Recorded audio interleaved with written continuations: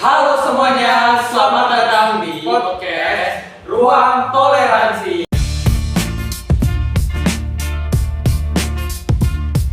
Aku Derek, Aku Alvaro. dan di podcast kali ini kita mau bahas apa sih, Alvaro? Nah, kali ini kita harus membahas sebuah materi yang sangat menarik, yaitu pemanfaatan media digital sebagai sarana edukasi toleransi untuk mencegah radikalisme. Kenapa sih kita mau bahas ini, Alvaro? Nah, kenapa kita bahas ini ya, Der?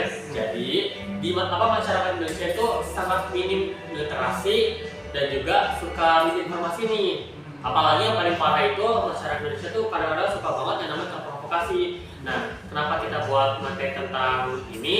Jadi, kita tuh ingin membuat sebuah pembahasan nih, yaitu tentang pemanfaatan media digital untuk edukasi toleransi, untuk mencegah radikalisme. Jadi, kayak gitu deh. Nah, pas banget ya, Alvaro. Aku sudah mewawancarai seorang pendeta yang bernama Pendeta Donald yang akan ikut memberikan pendapat mengenai topik pembahasan kita pada hari ini. Tanpa berlama-lama, langsung saja kita tonton video wawancaranya. Baiklah, di sini saya sudah bersama Pendeta Donald yang akan menjadi narasumber kita pada hari ini. Di sini saya akan menanyakan sekilas pertanyaan mengenai pemahaman media digital sebagai sarana edukasi toleransi untuk mencegah radikalisme dari sudut pandang agama Kristen. Bagaimana pandangan Bapak mengenai pentingnya kolaborasi antar pemuka agama dalam memproduksi konten digital bersama, dan sejauh mana hal ini dapat memperkuat literasi keagamaan masyarakat agar lebih kritis dalam menyaring informasi yang memicu perpecahan? Nah, ini pertanyaan bagus juga ya, bahwa ada kolaborasi antar agama. Ini bagus sekali. Penting nggak? Oh, sangat penting. Justru ini harus dibudayakan, ini harus digalakkan ya. Sehingga dengan demikian menghindari adanya gap-gap antar agama, termasuk sesama agama pun kadang-kadang bisa terjadi konflik loh, Derek ya. Nggak cuma antar lintas agama loh. Sesama agama Kristen pun kita bisa terjadi benturan gitu. Nah, supaya menghindari itu, maka kita perlu adanya saling berkolaborasi. Bukankah firman Tuhan juga mengajarkan kita supaya kita ini tubuh Kristus, kita itu bersatu. Jadi dengan adanya berkolaborasi antar agama itu sangat-sangat saya dukung sekali. Ya, itu sangat bagus. Dan itu membuka mindset ya orang yang melihat yang tadinya mungkin mudah sekali ditanam nilai-nilai yang buruk atau diujarkan kebencian, tapi dengan mereka bisa duduk bersama, mereka bisa makan bersama, mereka bisa podcast bersama, mereka bisa jalan bersama, itu akan membuat paradigma mereka jadi berubah. Lalu manfaat untuk bisa memperkuat literasi ya, memperkuat literasi masyarakat agar lebih kritis menyaring informasi yang memicu perpecahan. Ini justru sangat bagus sekali. Dan dengan adanya media sosial begini, maka kita ini nggak akan mudah percaya harusnya. Kenapa? Karena kita nggak cuma lihat dari satu tayangan, nggak bisa lihat dari satu konten. Beda kalau misalnya nih medianya itu dikuasai hanya satu konten, hanya satu media. Ya dibatasi media yang lain nggak boleh masuk, hanya satu sumber berita misalnya. Maka itu lebih berbahaya. Karena kita kesannya kayaknya cuma percaya media itu aja.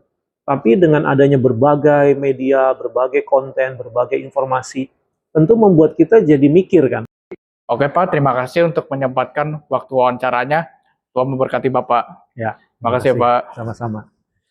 Pendeta Donald bagus banget kan memberikan pendapat tentang materi yang kita bahas kali ini. Relevan juga sih. Oke, pas banget nih Der, gue juga mewawancara salah satu Paustat, yaitu Paustat Maulana, yang ikut juga membahas atau memberikan pendapat tentang materi kita bahas kali ini Der. Nah, langsung aja kita tonton video wawancaranya seperti apa. Selamat siang, dengan Bapak Ustadz siapa? Saya biasa di sekolah itu dipanggil Ustadz Maulana. Karena memang biasanya panggilan di sini Ustadz gitu semuanya.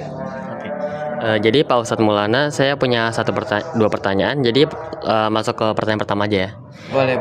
Pertanyaan pertama adalah, menurut Pak Ustadz, bagaimana strategi terbaik dalam mengemas pesan-pesan agama melalui media digital agar tidak hanya menjadi edukasi toleransi yang menarik bagi generasi muda, tetapi juga efektif menjadi sebuah metode ampuh untuk membentengi mereka dari pengaruh paham radikalisme yang sering tersebar di internet? Jadi poinnya itu bagaimana tadi mengemas media ya. Iya. Kalau menurut saya sih cara mengemas medianya itu dengan bahasa yang ringan ya. Bahasa yang ringan, kemudian relate juga dengan kehidupan mereka ya, kaum muda gitu ya. Kemudian juga pastinya untuk membentengi mereka dari paham radikal ini ya, mereka harus dikuatkan juga itu dengan dalil Islam gitu ya. Kemudian juga bahwa agama itu mengajarkan kedamaian, rukun ya, sehingga dengan sendirinya mereka nanti itu bisa membentengi mereka dari paham radikalisme seperti itu. Kemudian agar menarik ya, dikemas dengan format ya seperti video-video pendek gitu ya. Kemudian juga ya sekarang kan di medsos juga banyak gitu ya, short segala gitu. Dan menurut saya itu menarik lah buat kaum pemuda seperti itu kan. Oke, terima kasih untuk pertanyaan pertama. Lanjut ke pertanyaan 2 ya Pak. Boleh. Pertanyaan kedua adalah bagaimana pandangan Pak Ustadz mengenai pentingnya kolaborasi antar pemuka agama dalam memproduksi konten digital bersama, dan sejauh mana hal ini dapat memperkuat literasi keagamaan masyarakat agar lebih kritis dalam menyaring informasi yang memicu perpecahan. Ini ya terkait kolaborasi ya pemuka agama. Kalau menurut saya sih ini bagus ya, kolaborasi antar pemuka agama. Kenapa? Ketika kita melihat ada kolaborasi, nah ini berarti kan memang antara pemuka agama ini punya tujuan yang baik gitu ya. Sehingga harapannya ketika dilihat seperti itu ya, masyarakat pun teredukasi ya. Ini menambah literasi mereka ya, agar mereka juga muncul rasa kepercayaannya. Nah, seperti itu sih. Jadi menurut saya ya, kalau untuk rilis konten ya dengan berkolaborasi bersama para pemuka agama itu sangat bagus gitu ya. Karena sekali lagi tadi mampu ya memberikan rasa trust ya, kepercayaan masyarakat yang mengkonsumsi konten-konten tadi yang dibuat secara berkolaborasi. Seperti itu, Kak. Jadi itu dua pertanyaan yang dari saya. Jadi terima kasih ya Pak Ustadz Maulana atas waktunya. Wah, ternyata pendapat Pak Ustadz Maulana bagus juga dan relevan pada materi kita bahas pada hari ini. Nah, jadi kesimpulannya adalah dari kedua pemuka agama tersebut, mereka berdua sangat setuju untuk membuat konten tentang edukasi toleransi untuk mencegah radikalisme nih dari. Nah, nggak terasa nih dari pembahasan kita hari ini sudah selesai. Ya nih Faru. Nah, sampai sini dulu pembahasan kita kali ini. Sampai jumpa. Dadah.